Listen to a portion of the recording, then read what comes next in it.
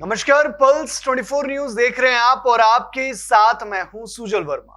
अमरेली जिले के जाफराबाद गांव में 78वीं स्वतंत्रता दिवस के अवसर पर ध्वजारोहण का आयोजन किया गया, जिसमें जाफराबाद नगर पालिका के मुख्य अधिकारी, ग्राम नेता और शिक्षक समेत बड़ी संख्या में बच्चे मौजूद रहे।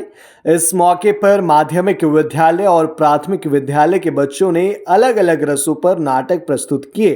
साथ ही नशामुक्त नाटक और देशभक्ति की भावनाओं को व्यक्त किया। इस दौरान मुख्य अधिकारी ने गांव के सभी विद्यार्थियों को आगे बढ़ने और प्रगति करने की शुभकामनाएं दी। ભાવના શ્રી ગોસ્વામી ચીફ ઓફિસર જાફરાબાદ નગરપાલિકા આજે જાફરાબાદ નગરપાલિકામાં 78મા સ્વાતંત્ર્ય પર્વની ભવ્ય ઉજવણી કરવામાં આવી, જે બંદર ચોકમાં કરવામાં આવી હતી, જેમાં અનેક શાળાઓના બાળકોએ સાંસ્કૃતિક કાર્યક્રમો રજૂ કર્યા હતા અને સાથે જ સ્વાતંત્ર્ય પર્વની ભવ્ય ઉજવણી આજે કરવામાં આવી।